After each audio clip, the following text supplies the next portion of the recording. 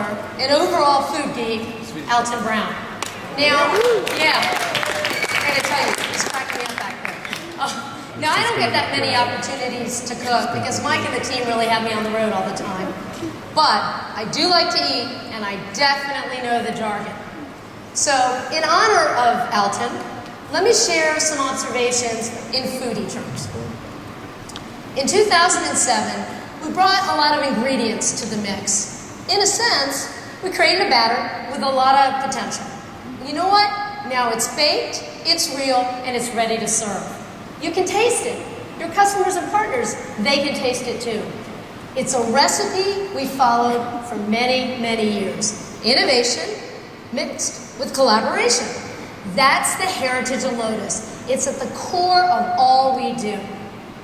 But just as food trends change, so do your needs, which is why we continue to innovate. Like fine wine, some things, like Notes and Domino, just keep getting better with age. And as you can see, we're pairing them with many new entrees. We've also added new items to our menu, like Lotus mashups, foundations, and Blue House. Okay, you're probably saying, Marjorie, enough of the food analogies. What's this meeting been about? Well, it's really been about emergence. So what are the big things that emerged at this Lotusphere? Here's the things we want you to take away. Number one, the modernization of Notes and Domino is really paying off. Number two, in unified communications and collaborations, we're making it easy for users to find, reach, and collaborate.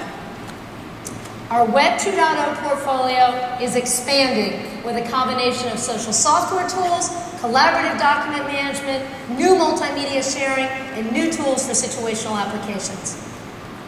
And our final takeaway is we've established a foundation of offerings for small and medium businesses. But there's one more thing we'd also like you to remember. We couldn't do this without you. Your collaboration and trust are the ingredients of our joint success. On behalf of all of IBM and Lotus, I want to thank you.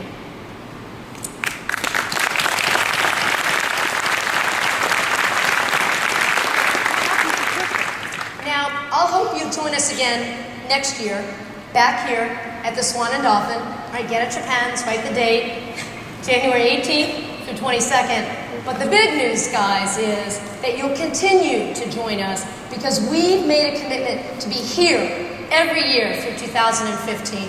Woo!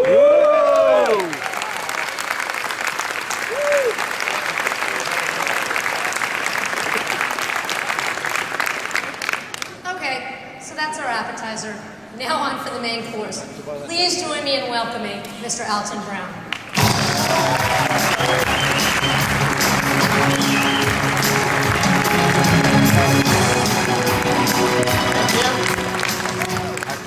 You're either very tired or you never watch Food Network. I can't tell. You're hungry.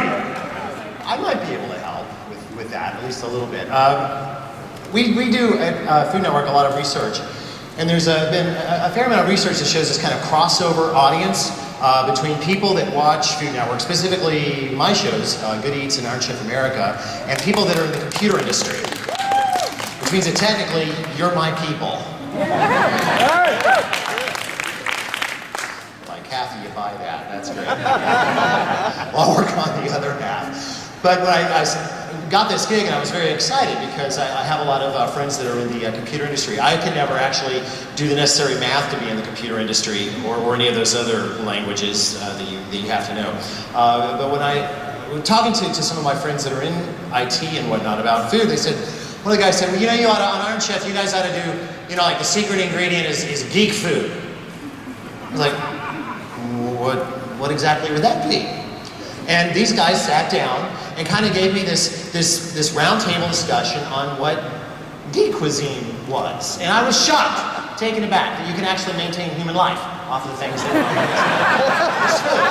are without just turning into like some kind of diseased thing, like the Stay Puft Marshmallow Man, And it explains some of the pasty complexions that I saw in my friends. So I decided to do a little bit more research, and actually I understand that no one can come to Lotusphere without having a keynote presentation or PowerPoint. Does anybody still use PowerPoint, or is that's evil? Let me get out my iPhone. They told me that I had a very specific time here because everybody had flights to leave, so I'm setting my clock for it to go off in 47. When you hear this sound,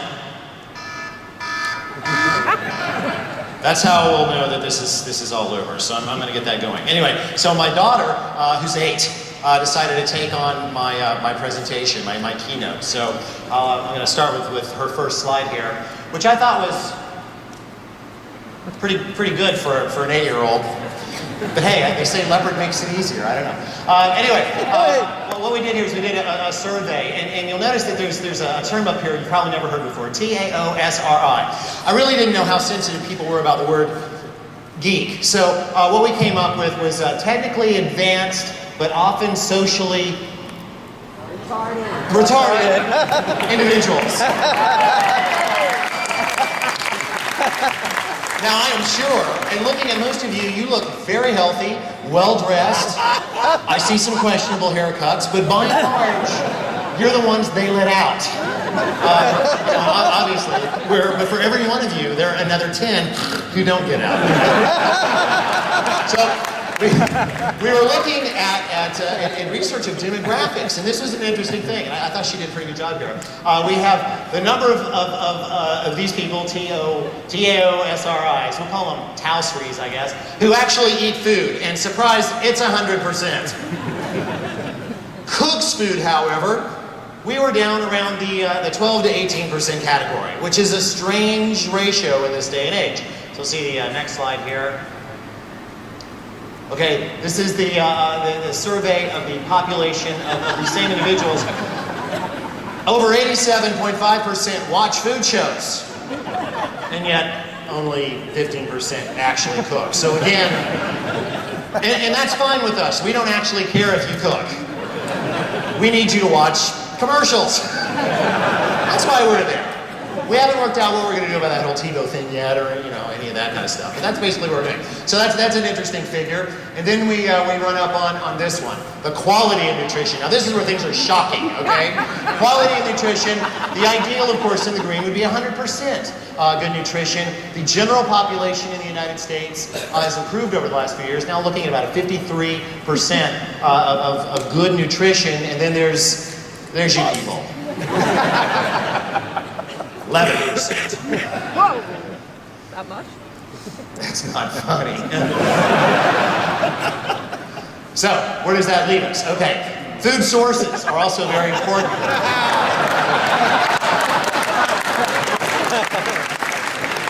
Now, you see here, those of you that, only, again, the 12.5% actually cooking, some 37% apparently still being fed by mom. Now, there's no judgment call there. My mom's a good cook, but I keep her 100 miles away from me almost all the time. It's just better that way. And then prepared and processed fast food, almost 80%. So again, this isn't anything to be super proud of. So, where does that lead us? My daughter's next slide. Okay, now this brings in a social component. Well, you'll see that there's a correlation. There's a direct correlation between those that get dates and those that cook food. So, although we appreciate that you're home watching food on television and eating food, much of it represented by our sponsors, you're not getting a lot of action. That's okay. Let's see what else my daughter slammed together here. Did I mention she's 8? Pretty good. So, there are reasons for your culinary habits. Oh, this is the cool part. They set me up on this. Okay, the reasons for technically advanced, but occasionally socially retarded individual culinary habits, we have time. Okay, number one, generally in my conversations with you people, is you want to eat when you want to eat, and there's no pre-planning, and there's no reservation. There's just all of a sudden, I must consume mass quantities. That's you guys. So that's one. Then we have taste. you like the taste primarily of processed foods. Foods with, for instance, let me read you the ingredients of a favorite geek food, and you can tell me if you can guess what the food is. And by the way, we have microphones set up all up and down the aisles here, so at any point during the presentation, if somebody wants to ask a question or yell at me, you've got the right to do so here. Okay, I'm going to throw out some ingredients to you. This actually came up number 3 in the panel of people that I questioned. Apacarotinol, sodium alginate, lactic acid, salt, canola oil, whey, calcium phosphate, sodium phosphate, and sodium iotrate.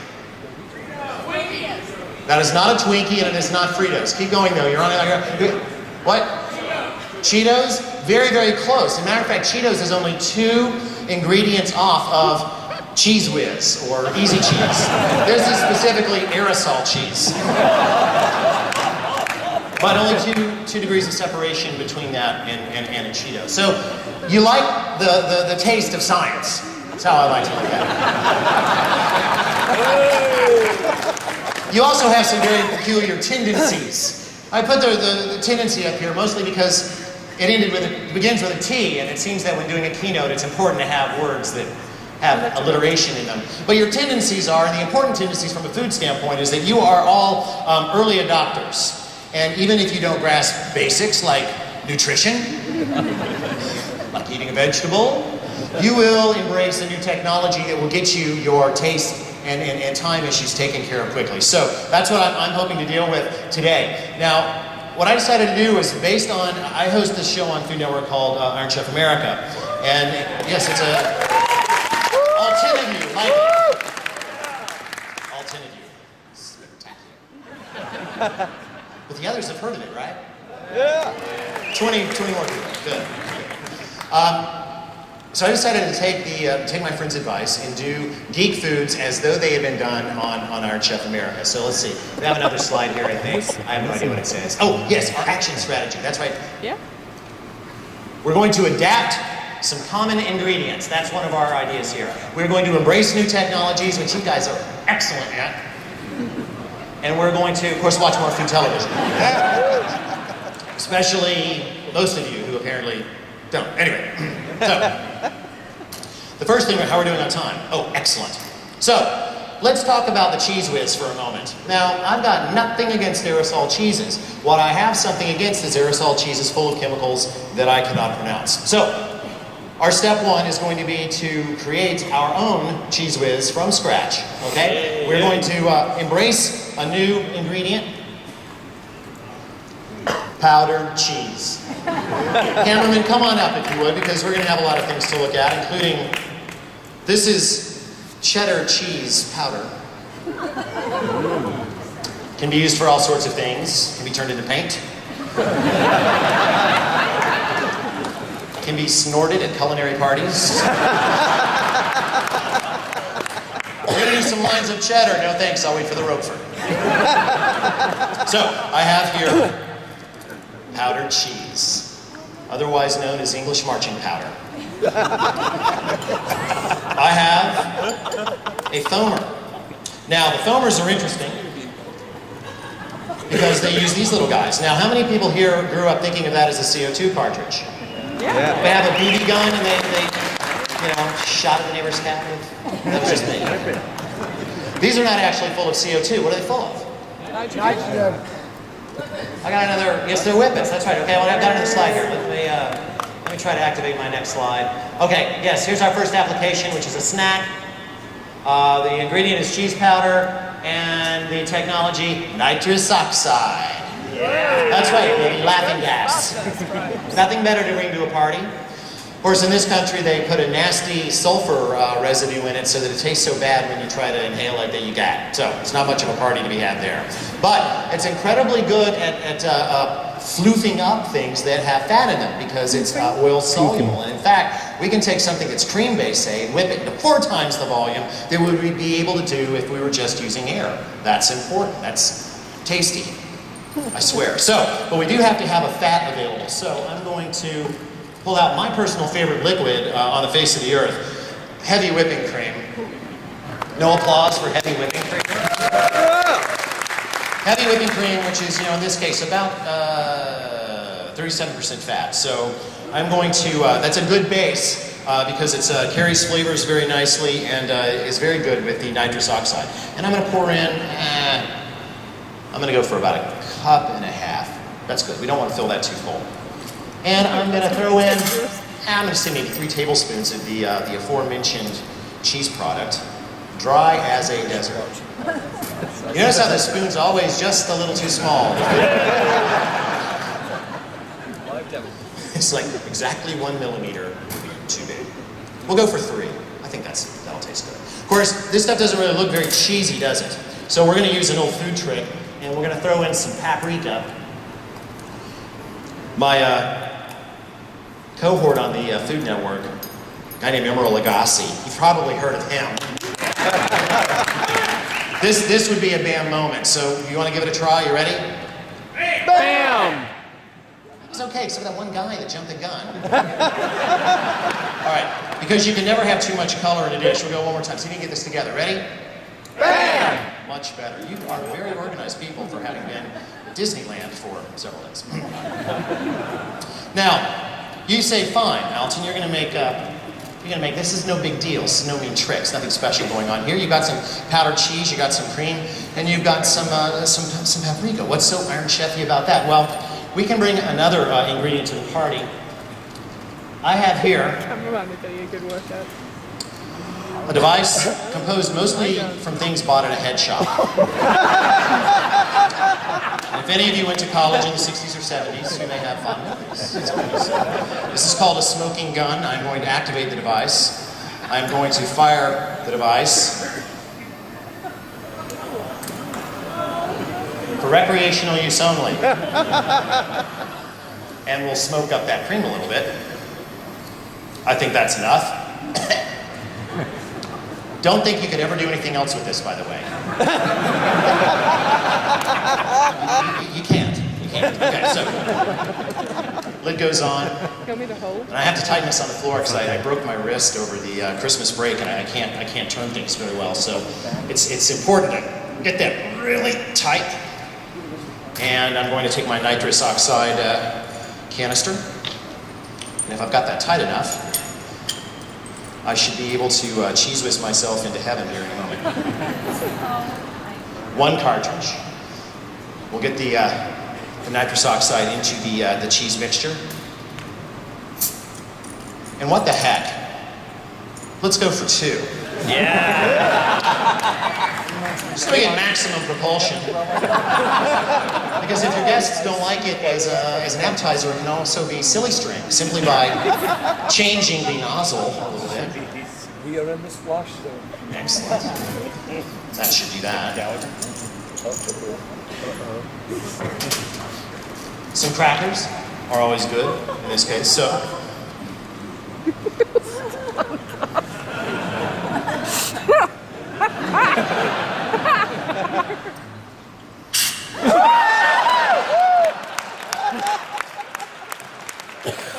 Perhaps 2 was too many.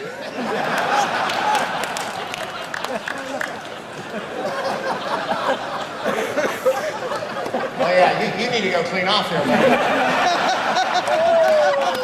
Yeah, you got it. Okay, there we go.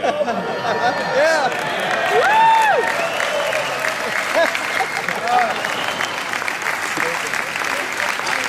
Excellent. Now I'm going to go take a shower. I'll be right back. So, what have we learned here? 2 cartridges are too many. Come down to Orlando. It'll be fun. You all right there? Here, you got a little bit in your. Oh yeah, that's going to have to go back to the factory. You're okay. I'm talking to him from now on. Although that may make me look better. So we've embraced a new technology and a new ingredient. Does everybody feel good about that? It's a good thing this is the last part of this show. So we'll go to our next slide, and hopefully that was the last explosive. Well, no, we've got other things. So our next slide here. Our next application I call bag of tuna. The ingredient, ramen noodles. Yay! The technology, the immersion circulator. Now, here's the funny thing. How many of you guys lived off of these little bad boys in college? I'm right there with you. Invented in 1957 by a guy named Mamafuko Andu. How would you like to have a name like Mamafuku? I would have gotten slapped for saying this by my mother. Anyway, ramen is actually the Japanese translation of the word lo mein from Chinese, right? And in each one of these little packages are 80 noodles. 80, count them, noodles. And a flavor pack. And the cool thing about this flavor pack, would everybody agree that it's good? That it tastes good? You guys can come closer. Nothing else is going to explode. 1,560 milligrams of sodium.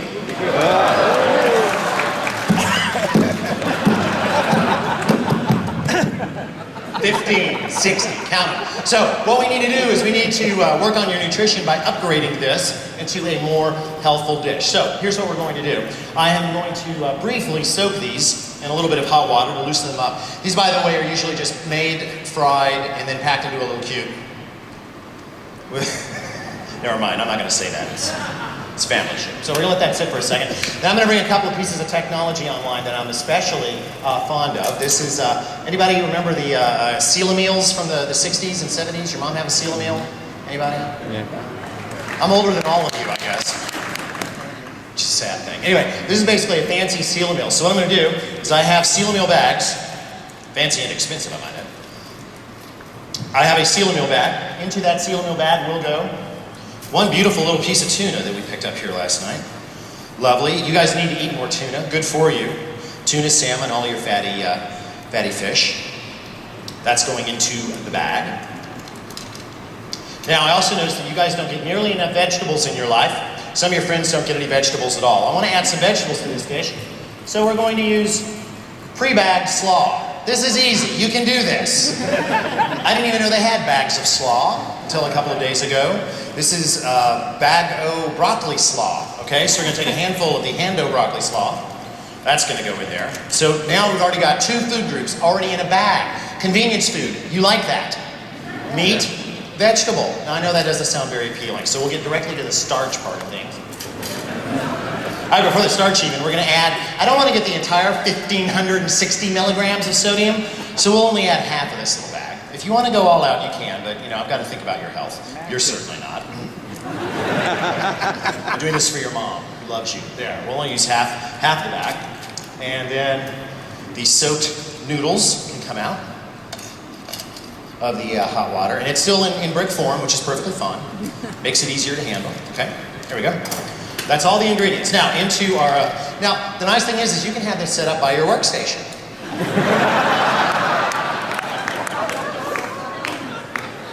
I do. I set that up in the machine. I've got my sealing bar set and my vacuum pressure. So it's going to suck about 30 bar of mercury pressure out of there. 20. 25. You're staying put there. But then you didn't get covered with Cheese Whiz. The vacuum releases, the rod seals the bag, and we have vacuum-packed tuna ramen slaw. Surprise. Now, the nice thing about the vacuum seal process is that this can be stored in the refrigerator or the freezer, well, certainly in the refrigerator for a couple of weeks, freezer, months, years, potentially. Okay? Now, we move on to the next device, also on the other side of my workstation. This is an digital immersion circulator. The nice thing about this, and if anybody watches Iron Chef, you've seen one of these, this digitally controls any liquid to any temperature you want. Now, the groovy thing about that, I've got it set to 135 degrees, which means I can drop in my bag, close my door, in probably 2 hours it's going to be ready, but it'll be just as good in 40 hours. Because the temperature will never move past the done point of the tuna. Well, you want convenience? Here it is. You can make this up, drop it in, play Halo 10 for 18 hours, write some code and, chat.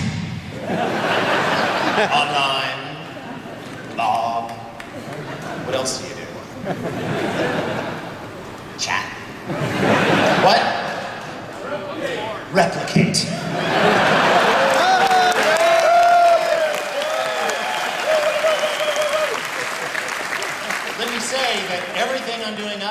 is going to try to help you to do that. Number one, I want you to have the skills to attract a co-replicant. And I want your body to be in significant health to be able to perform the replication.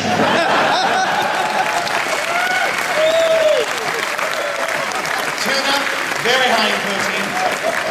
So I stashed one in here back about 5 hours ago. And I wasn't about to eat hotel food for lunch, so... Because you never know what's in it.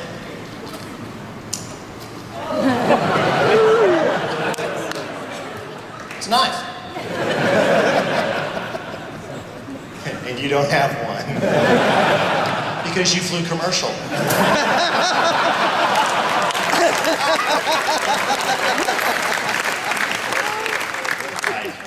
I did. There. That looks hideous. But that's because we haven't properly garnished yet. All I want to do is kind of move things around.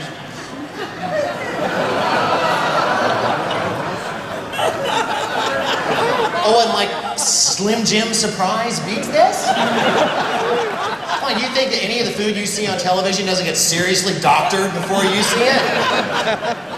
You toss it around, you add a little soy sauce, which is down here, and you got tuna lo mein. The beautiful thing is, it'll be the same 2 hours ago as it will in 6 weeks. Maybe not 6 weeks, but at least 6 days. So you got that time. So we've gained, what have we learned? We've learned that we can, with just a little extra technology. This is $2 grand. This is like 1,500. It's worth it for your replicating. Because you know what? You're not going to impress anybody with, RAM. Do they even still use RAM? Any questions so far? How are we doing on time? We doing all right? Anybody else keeping up with this? Oh, we're doing great on time. Any questions so far? Anybody want to step up to the microphone? Don't be shy. Will I eat that? Once we are done here, that is my lunch. Will I eat it right? Yeah. I'm not going to live. What do you... No, I'm not going to be... I was like, I dare ya. Nothing wrong, dare ya. You eat it. I ate that 3 times last week. It's quite good. Although I like it with a little bit of rice wine vinegar on it. That's just me. And I prefer I've got a different brand of ramen I like better than Top Ramen. But, I don't want to suggest any sponsorship opportunities here. Anyone else? Questions so far? Comments? No? Fine. Okay, good. What? What about chopsticks? I don't have them. You can use chopsticks. Good.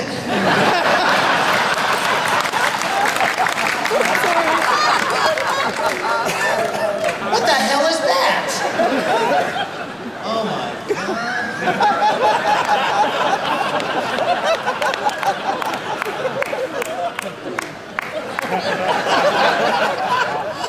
I want to go home. All right, our next application, and one of my personal favorites is what I call energy sorbet. Our ingredient, Red Bull. Now, Red Bull is curious stuff. They're a Notes customer. They're what? They use our product. They use your product? Yeah. So do Colombian cocoa growers. That's okay, because I'm not going to say anything bad about Red Bull, except when I drink it, I have a heart attack. But that could be a good thing if you're replicating. Red Bull comes out of, it was invented in Thailand, and then was adopted. The recipe was changed for the Austrians. And then it became a world thing. And of course, besides caffeine and a bunch of other good stuff, there's this stuff called taurine in it, which is originally rendered from bull bile. Yeah. Bull bile. And you like the idea of that because? Because the people in Thailand say it gives you energy. What? Yeah, it's looking better all the time, isn't it? Yeah. Anyway, but it has a very, very distinct flavor, okay? And I can go with that. So I decided I was going to make sorbet out of this because you're going to need a dessert before replication, right? You're going to have to have dessert. I don't know what that means, by the way. You'll have to tell me later. So I have brought a beloved item from my kitchen at home. Yes. My famous flame blender. Flame-O. One day when my show stops, I will sell this on eBay. And I hope to put my daughter through college on that. If I can get my mom to bid high enough. She buys everything on eBay. Has my name on it. So, here's what we're going to do. Although the aforementioned Red Bull has plenty of flavor, it doesn't contain nearly enough sugar to make a decent sorbet. A good sorbet is characterized by smoothness. It's not gritty. It's smooth like ice cream, except, of course, it doesn't have any dairy in it, right? So one of the things that we've got to do, boy, that comes out slow, doesn't it?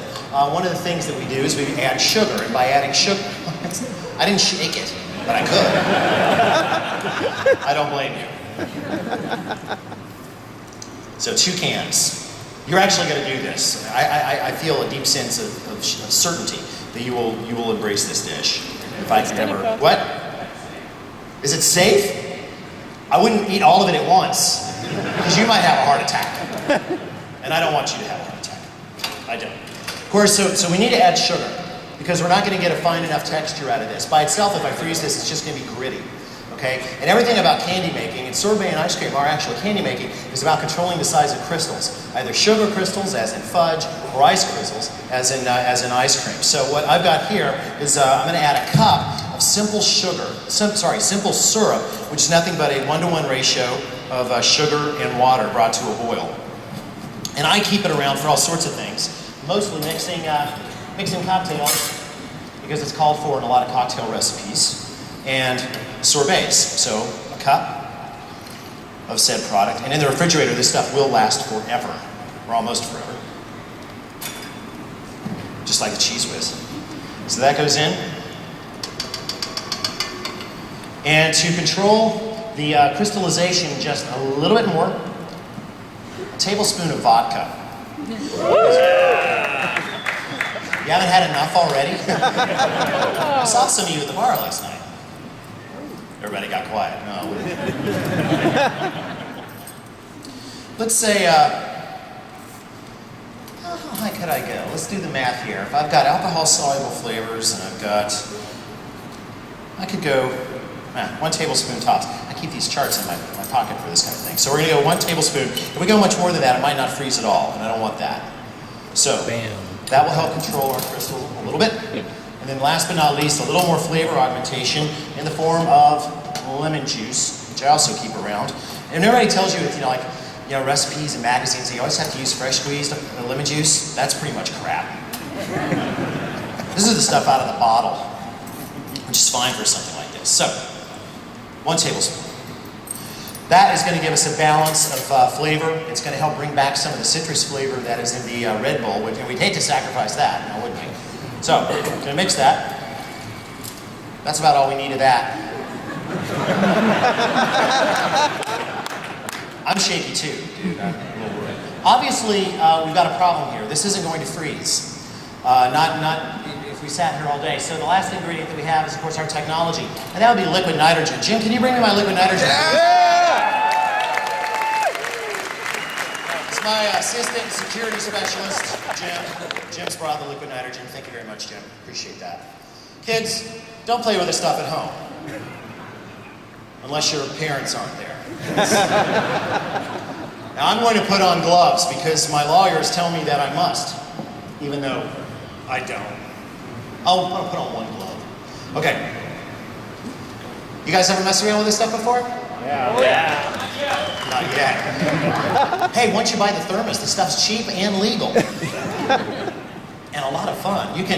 Kids, it's great for disciplining them. But it boils, and you can take off warts with it, just like at the dermatologist, without all those heavy fees. But remember, it boils at 321 degrees below 0 Fahrenheit. So if you, pouring it on your hand is one thing. Pouring it on your hand and making a fist, that's a bad idea. You'll end up with no skin. So I'm going to turn this on low, stir, and we go with the liquid nitrogen. I figure it's going to take about a liter. Oh, mama. Yes. Yeah, we'll wait. Yeah. I never thought I'd watch a book. The human body, by the way, doesn't have a mechanism to tell it when it's suffocating from nitrogen inhalation, so don't stick your head down in there because you could just die. Sounds like it's about done. Come on in, we'll take a look at this.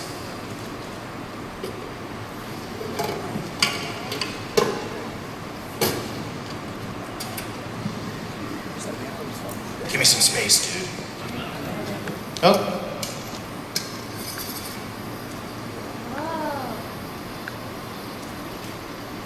Oh yeah. Not very cold. I'm going to beat it a little more though. That's not quite sorbet yet.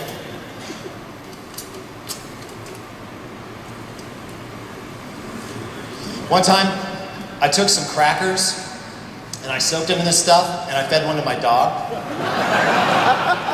And steam shot out of her mouth and her eyes got really wide. I had to promise not to ever do that again. My wife was very upset. So we're going to let this kick around for a little bit longer. I put a little extra sugar there. I want to see how long it's going to take. So let's move to the question and answer phase of this fine event. Someone belly up to a microphone there and hit us with a question. Anything about Food Network, about food, about things I don't know anything about? No one here has a comment or a question? One guy. Thank God. One man. One man comes forward to testify. Alton, I'm a huge fan. It's an honor to meet you. What is Emerald envious of you about? Well, it sure isn't my hair, because what's Emerald envious? Nothing. No, Emerald's got it all. We know he has the helicopter and, well, we're pretty sure, yeah, helicopter. The fancy set. Yeah, he's got all of that. What do you have? I don't know, the 8 o'clock time slot, maybe? Oh,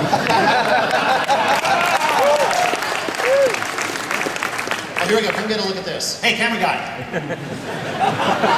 Smudgy. Come over. Take a look. That's all right. It's a boom! See, we're getting very sorbet-like there. I'm going to add a little more. There we go. Go on, Devin. What's happening? Anyone else? Yes. A question from the back. Thank goodness. Go ahead. Can I get a copy of your formula book? Can you get a copy of my formula book? Nope. Documentation. You want some documentation? I have a new book coming out in March. It's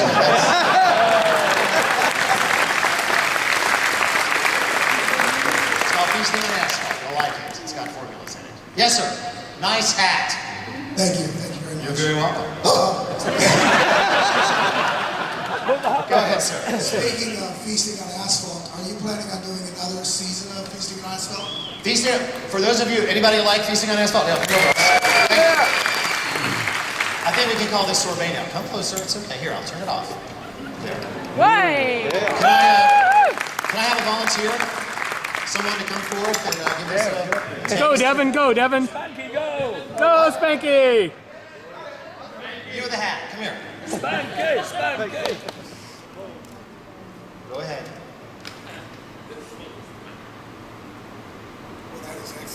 Oh, that is excellent. Do you want some of my tuna noodle surprise? So that's what you can do with 17 cents worth of liquid nitrogen. Oh, pretty good. Now, am I going to have a heart attack? I don't know. I think I'd have to have more of it than that. Go ahead, sir. Did you get an answer? Oh, wait a second. I didn't answer that guy's question. Hold on a second. Feasting on Asphalt is going to return this year, but we're trading in the motorcycles for a big boat and going down to the Caribbean. So it's going to be Feasting on Waves. Nice. And next year it's going to be Feasting on Rails. We're going to do a world train thing. And then in 2010, Feasting on Air and Space. If I can just get Richard Branson to return those calls. Yes, sir. When will Good Eats be on DVD? Good Eats has been on DVD now for 8 years. Where do we get it? You go to foodnetwork.com. That's an intranet site. You go to the store, and there's like 80 of them. Available in high def, and I don't think we have Blu-ray yet. Okay, so they won't be in stores though. Target sells them. Oh, okay. Target sells them. They even have different packages and everything. It's very spiffy, very nice. Anybody over here? Yes, sir. No girls are going to ask me anything. I hope there aren't any.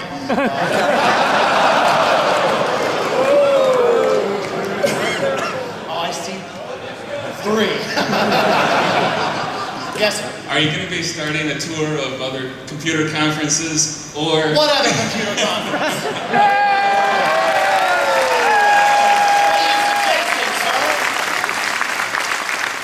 Or maybe we could be the start of your new series about ongoing training for people in this field. Yes. Yes, and we're just kicking that off here. Thank you. That's it. A girl. Down. Had your time. I know how to replicate. Go ahead. Sorry about that. Okay, I've never heard of you. Sorry about that. When you I've never heard of you either. But someday you may move out from under that rock. well, actually, You're not from around here, are you? no, I'm from Australia. Australia. So when is your show coming to Australia? It is in Australia, but only via satellite. It is on satellite in Australia. Because I We get only bandwidth watch over there, free. so. You don't watch TV? Oh, you want it free? Buy the DVD! Yeah, that guy will send you some DVDs. Yes, sir. For Iron Chef America, how about the secret ingredient of beer? Beer. Yeah. Yes! Ingredient beer. Yes! Okay. I can probably even make that happen. I've got a little bit of pull on that show, but I usually come up with like really weird stuff that would scream as it dies, and they don't like that. So, like baby lambs. Let's do baby lambs and bunnies. Thomas like, yeah. No. Yes, ma'am. Girl number 2. Hi. Hi. Closer to the microphone, please. Thank you. Are people in the Food Network or all you great chefs, are y'all ever going to embrace all us healthy vegetarians and vegans? First off, there's no such thing as a healthy vegan.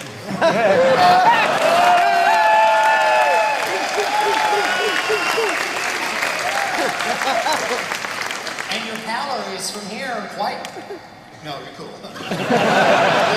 You look fabulous. People ask me all the time if I can do a vegetarian show, and I say, well, it's hard to cook vegetarians because they don't have any meat on them. So, there's actually, I'm a bit disturbed by, I kind of feel like I have to start countering what I call the Paula Deen syndrome, which is that every dish begins with a pound of butter, even a glass of water. So, yes, we're aware that we need to embrace healthier food. But in order to do that, everybody else watching has to embrace it, or else we don't do it because of those things called ratings. Usually on Food Network, when somebody does a healthy food show, everybody changes the channel to something else, which we don't like. Yes? So what do the Iron Chefs know before the competition starts? That someone's going to lose. What they know is that about a day before the competition, they're given a list of 8 to 10 possible ingredients. Otherwise, they couldn't possibly plan what was going on.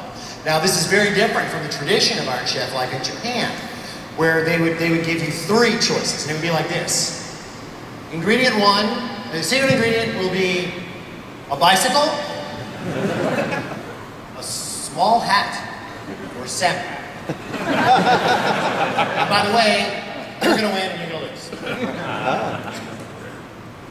We don't do that. We like, sometimes we would switch right at the last minute. That's usually because for some reason the secret ingredient wasn't any good or something. So we always have that. And sometimes they get this really big look on their face, like, but they don't like to panic. Yes? Enjoy your show. Thing I like about it is the scientific approach you bring to cooking. Science tastes good, thank you. And my question is, for the recipes, are those your ideas or are those brought to the show and then you incorporate those? Are you accusing me of plagiarism, sir? No, I didn't know if you're using Have you caught me at plagiarism? We write all of our recipes from scratch. We don't call them recipes, we call them applications. Because we actually believe that they don't have value in and of themselves. We like to think of recipe development as kind of an open code sort of thing because to us, here's why. A decade ago, there was a huge amount of value placed on recipes. They were the reason. We think that they simply function as proofs of knowledge. So we don't really think much of them. We put them in there because we want people to be able to apply the knowledge that they've learned. And so we designed them with that specifically in mind. But we never think that they're the end-all be-all. They're not that important, frankly. I'd rather you have your food. And when people call me up, or they don't call me anymore because I have an unlisted number, they email me by guessing my email address and will often say, well, I made your blah, blah, blah, and you know what, I made it better. I'm like, good, because that means you were paying attention to what you were really supposed to be paying attention to, which is in the end, it's not making it about my food, it's your food, you bought it. So yes, long answer, which could have easily been answered with fewer words. But yes, we come up with all that. We have a big kitchen and a secret location. Yes, sir. You, sir. ¿Tiene usted la receta en español? What? No, es que yo solo hablo español. No. I don't speak Spanish, I speak English. You only speak Spanish? Yeah. Well, Sometimes. go ahead. I'm not going to pay any attention. No, pero en español. Dígame la receta en español. No español. No. No. Thank you. You want somebody to translate for you? Or did you just want to humiliate me? Yeah. Hey, did you wish to humiliate No, es humillación, se dice. Humillación. Humillación. Your meat is good. What? Sí.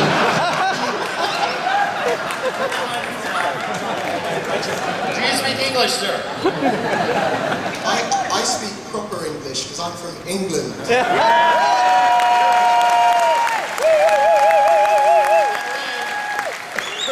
my money, London is the best food town in the world. And I drive a 1994 Land Rover Defender 90. It's called a tomato, first of all. Bugger off. As a vegetarian, You say tomato and I say, go back to your country! Okay, it's a tomato. as a vegetarian, I went to Universal Islands of Adventure. Well, you're a last night, vegetarian because you were raised on English meat. which was very good. And I wonder if you could help the fast food outlets of the USA. I went to the counter last night and there was cheeseburgers, beef burgers and chicken burgers. And I said to the lady, could I have something vegetarian? And she gave me a bun with a slice of lettuce and a slice of tomato. Which was rather nice. I did fill it with a lot of mayonnaise to make it fatty. So that would be okay. So what is the suggested vegetarian fast food outlet food? There isn't one. There isn't one. I mean, you can go someplace with a salad bar and that's it. I mean, America has not, the fast food industry, because its entire taste system is based on fat, starch, and meat, salt, lots of salt.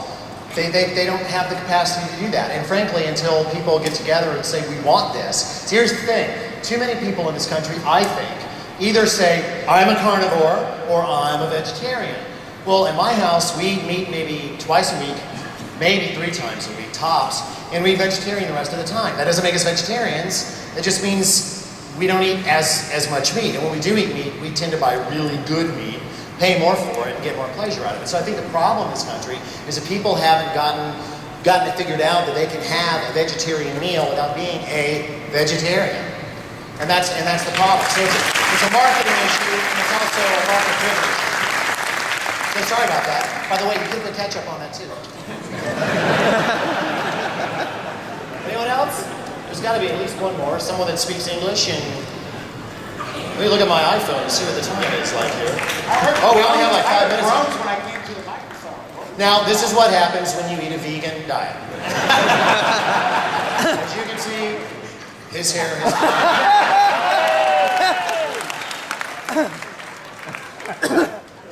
So, No, let's talk about you. I want to know know what cult here at Lotusphere spray painted your head. Actually, I did this before we came. Oh, you did? Yes. It looks good. It looks good. So what is your question, sir? So as the guy on the Food Network that focuses on so much science, what do you think about stuff like clone meat? There was a big announcement just before this conference about that. Yes, there was. And it's something that's going to happen no matter whether we like it or not. I'm all for science in food, but only if it is in helping us along towards something nature could do anyway. We were all genetically engineered, okay? The genetic engineers were our parents who did an experiment, and it was to replicate. Is that what you mean? Sometimes the result came out kind of crazy, right? Well, and that's the thing about nature, you know, and it's just the way it is.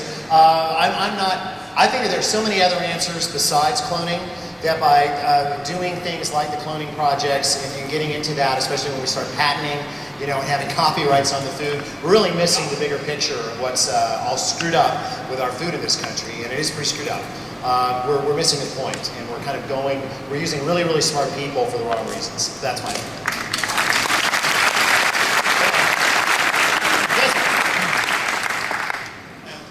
Big fan. Thank you. I heard you were coming, and I thought, geez, I have to honor his visit with something. So I ran to the restaurant, and I begged the kitchen staff for an apron or a towel or something. And they gave me this multitasking kitchen towel. I wonder if you'd be hanging around to sign it. You want to sell it? Sign it. I don't You want me to sell sign it? I want to keep it. How much? Yes, after the show, I will say, bring a pen, because I don't have one. I don't think. I don't have a pen on me. So. Yes, I will sign your serviette. We have time for one more question. Anyone? Will I sign it with my cheese whiz? It's still ready to go. Yes, sir. Being from Australia, I haven't actually seen you. No one here is from America. It's amazing. But what are your thoughts on crocodile and kangaroo as an ingredient? I have not had crocodile. I've had alligator. I've had a good bit of alligator, and it's okay if you cook it right. And I like kangaroo just fine. You know, I think any indigenous critter is great. You know, we need to eat them. That's why they're there, and we need to manage them. Well, you know, part of proper stewardship, whether we're talking about oceans or the land, and you know, Teddy Roosevelt would talk about this, and I liked him a lot as a conservationist, which is a part of stewardship, is eating stuff, and the responsible eating of stuff. And being as concerned about how things live is how they die. And in America, we tend to just get caught up in how things die. We don't care how they live when it comes to food animals. So I'm all for that. I mean, I wish we had kangaroo here to eat. By golly, I would, because the beef industry certainly needs to be calmed down a little bit. So I'm all for it. Have me with you. Or have a kangaroo on you. I'd also like to confirm that it actually is tomato as well. It's tomato and tomato. From now on, okay, tomato. Yes, sir. Thanks for coming. Thank you. And next time you see Emerald, you can tell him that you did Lotusphere. I did Lotusphere, and he'll say, what? Lotus what? Crank out the jet. Oh, thanks very much, ladies and gentlemen, for putting up with my presence here.